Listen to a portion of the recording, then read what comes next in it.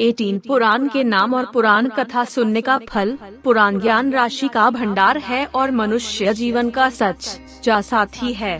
भगवान नारायण ने ही इस भूमंडल पर व्यास जी के रूप में अवतार लेकर लोगों के कल्याण के लिए एक ही मात्रा 18 पुराणों की रचना की। वस्तुतः पहले वेदों के निष्कर्ष से निकला पिंडीभूत एक ही पुराण था। उसमें 100 करोड़ श्लोक थे, लेकिन द्वापर युग के अंत में जब लोगों की बुद्धि का ह्रास होने लगा तब भगवान वेद व्यास जी ने 100 करोड़ श्लोकों को भी संक्षिप्त करके 18 भागों में बांट दिया। वही 18 पुराण कहलाए। ये 18 पुराण इस प्रकार से हैं: 1 ब्रह्म पुराण, 2 पद्म पुराण, 3 विष्णु पुराण, 4 शिव पुराण, 5 वायु पुराण, 6 श्रीमद् भागवत महापुराण, देवी भागवत, 7 नारद पुराण, 8 अग्नि पुराण, 9 ब्रह्म वैवर्त पुराण, 10 लिंग पुराण, 11 वराह पुराण, 12 स्कंद पुराण, 3 वामन पुराण, 14 कूर्म पुराण, 15 गरुड़ पुराण, 16 ब्रह्मांड पुराण, 17 मार्कंडेय पुराण, 18 मत्स्य पुराण। इन 18 पुराणों में भगवान के निर्मल यश का वर्णन है और मनुष्य के कल्याण के लिए सुनन एक ही मात्रा योग्य बहुत सी लीलामयी कथाएं हैं। कहीं भगवान की कलावतार की कथा है, कहीं अंशावतार की तो कहीं पूर्णावतार की कथाएं हैं। इन कथाओं को सुनने से मनुष्य के जीवन में जाने से किए समस्त पाप नष्ट हो जाते हैं और भगवान के परम भावों की प्राप्ति होती है। इस घोर कलयुग में क्या करें? जीव को मनुष्य शरीर भगवान की कृपा से प्राप्त होता है।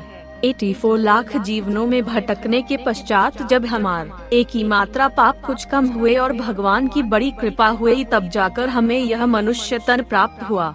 मनुष्य जीवन के लहमे भोगों में आसक्त रहने या सांसारिक कार्यों के लिए नहीं मिला है, अपितु भगवान को प्राप्त करने के लिए और अपना जीवन सुधारने के लिए भगवान की तरफ से एक मौका मिला है।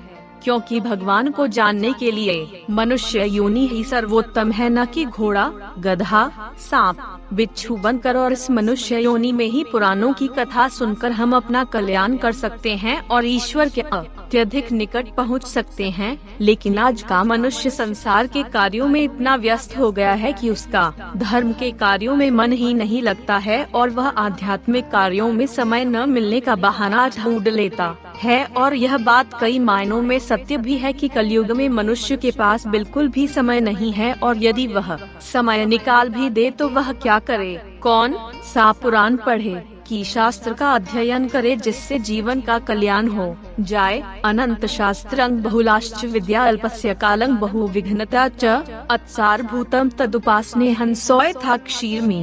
वाम्बु मध्य अनेकों शास्त्र हैं, उपनिषद हैं, 18 पुराण हैं और मनुष्य के पास समय बहुत कम है।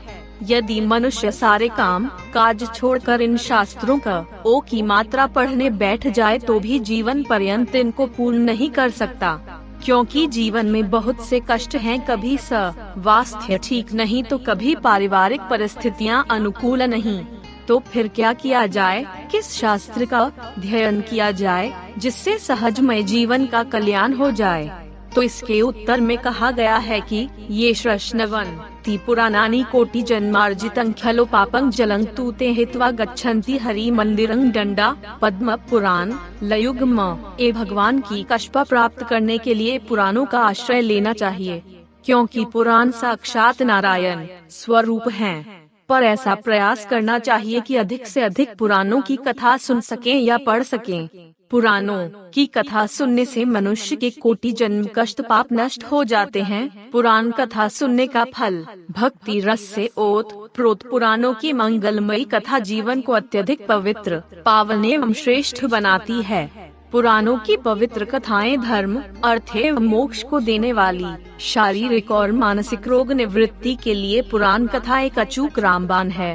पुराण श्रवण करने से जीव के समस्त पाप नष्ट हो जाते हैं, धर्म एवं अधर्म का ज्ञान होता है, सदाचार की प्रवृत्ति बढ़ती है, भगवान में भक्ति बढ़ती है, जिसके द्वारा मोक्ष की प्राप्ति संभव है। 5 प्रकार के पाप छल, छद्म, चोरी, व्यभिचार, ब्रह्म हत्या करना एवं पर स्त्रियां पर पुरुष गमन, ये समस्त पाप भी पुराण कथा श्रवण करने से दूर हो जाती हैं।